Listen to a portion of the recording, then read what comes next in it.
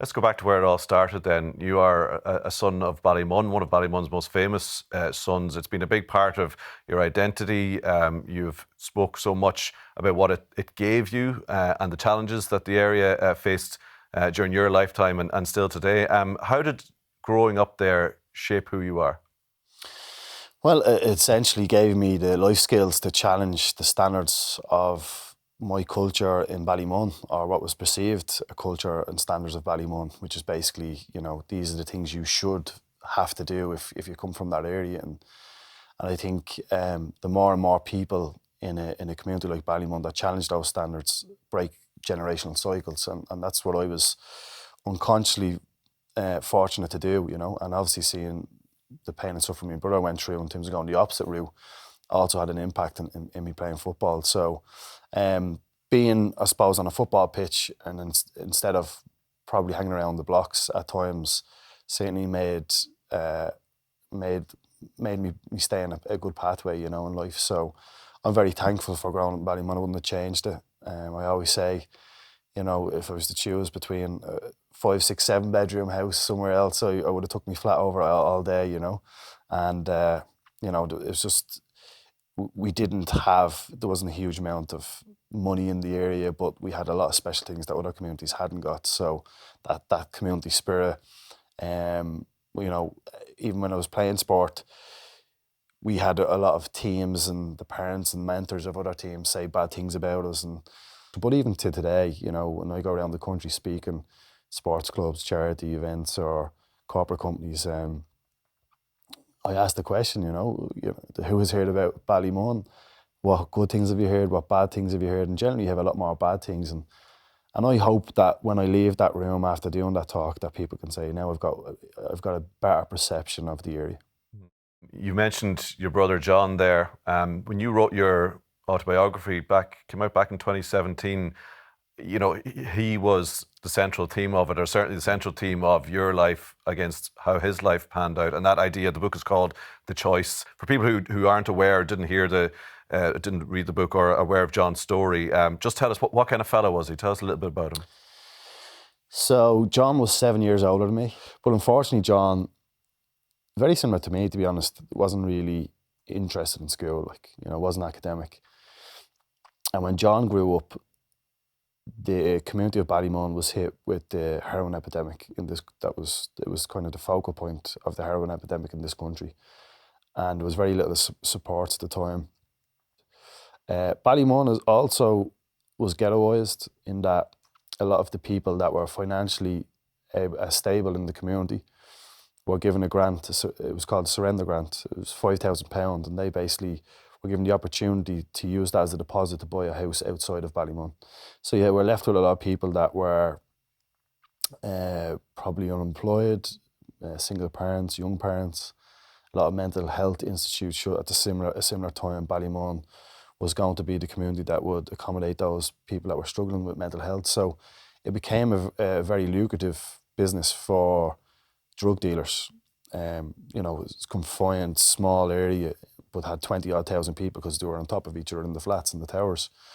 And unfortunately, John got caught up in that at a very young age because he wasn't involved in school, or maybe didn't really build up that commitment level or resilience level and stuff. He fell into hanging around with an older group of guys.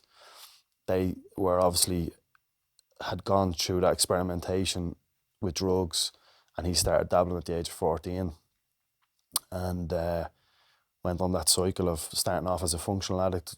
From the age of 14 to 18, he was working, feeding his habit, and then unfortunately his employer, seeing that he was struggling with addiction, and they let him go, and then he started stealing from the home. So my parents had to evict him from the home, so he was living on the streets, because we felt that if we kept him in the home and he kept stealing things, that ultimately we were aiding his habit, and that could make things worse for him. So, as most parents will do today and did back then, they'll say, look, we'll put you on the streets, and if that's not hard enough for you, if that's hard, then you'll get clean and you'll come back. Like a tough love. Yeah, tough love is a part of that, My mum was probably the only one that didn't, use tough love to the extent as what we did as siblings and my dad to an extent. But that was the wrong thing to do, you know, because ultimately what I discovered in my education after John passed away around addiction is that ultimately the person has to take the responsibility and you have to let go of the responsibility. But you have to be there when that person hits rock bottom, wants to change, and you have to be the support network. And I think sometimes as family members in particular, we take that load on too much and we take that responsibility on too much. But fortunately, John would have struggled. We found out later in life that John struggled with schizophrenia, and it made total sense why he connected with drugs instead of people.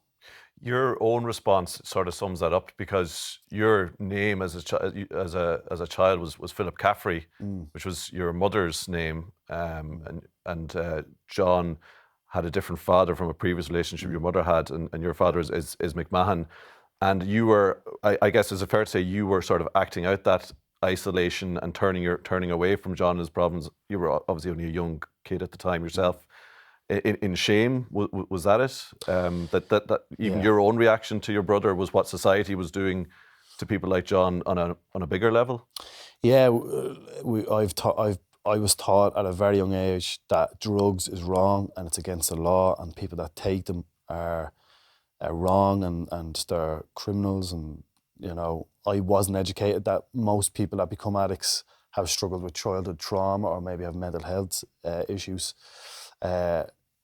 I didn't understand that, and young people today don't understand that. There's a maturity cycle in drugs. There's some people that will stay on drugs, there's some people that will get clean, and there's other people, unfortunately, will overdose and die. And a lot of those older guys that John was hanging around with, they went either one of those ways, and John started hanging around with my mates, which were kind of similar to John's age, but I was hanging around with older lads. So, you know, John would have been on the blocks with them and I would have just walked by them, like, you know, totally ignored him as a brother.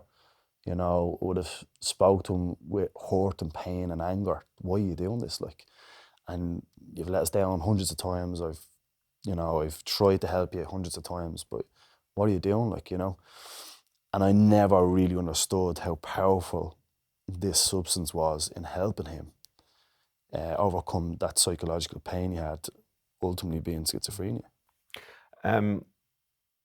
It's more than 10 years now since he died, and you know, you had the benefit then of education, and in the book which you wrote a few years ago, as I said, it's extraordinary the different mindsets then when you start thinking about how society treats drug addiction and the idea of it as a crime rather than a mental health issue, for example. So you, at that time, were making it your goal to sort of change all that. Were you driven, do you think, by a little bit of guilt or a little bit of anger towards the way that John was treated? For me, it's the anger or maybe regret was not really at John or losing John. There was obviously in the early stages of the grievance period for me that I didn't understand. But today, my anger is at society. And that's not saying that John didn't make the choice to go that route. I'm saying we can do more. And if we could do the things that I think would make a difference, John possibly could be still here today. And we lose just over one person a day. Statistically, we lose over one person a day from a drug overdose. And so that's 360 odd people a year we're losing. You know, and there's there's really bad problems. It's really bad when we look at the stigmatization of our policy, the shame it brings, and how loved ones treat that loved one that's struggling, which we probably don't know until later in their life or until that person goes for help. And you know, it's very hard. Like it's very hard to discover what the real issue is. And once you understand what the real issue is, then you've got empathy, and then you understand that, hold on, society can help this massively.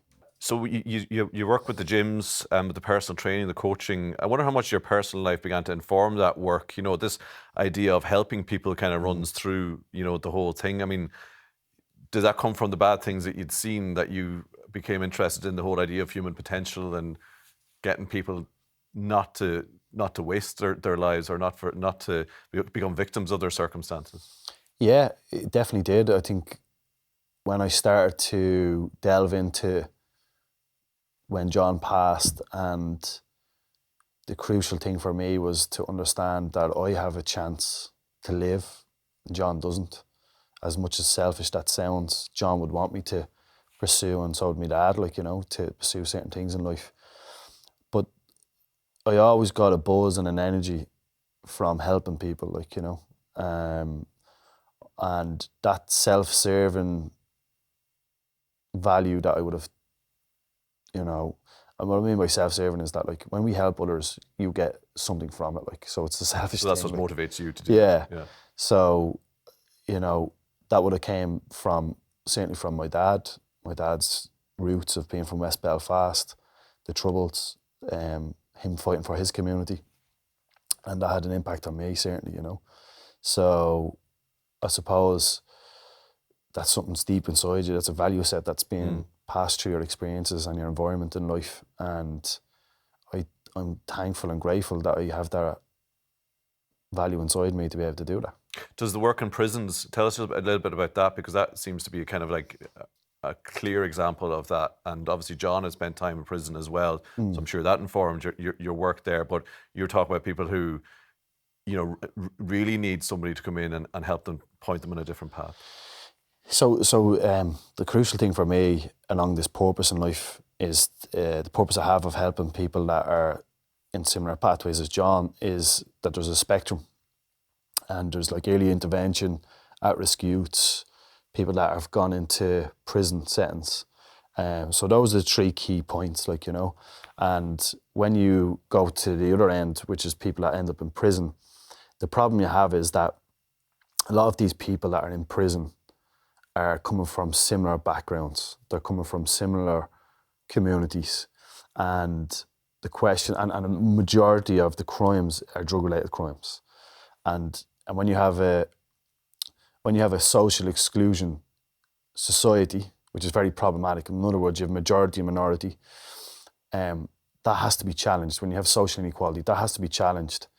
And the people like me who are from those communities, impoverished communities, are starting to become more educated and are starting to challenge those societal issues. And that's what I'm looking to do in Mountjoy.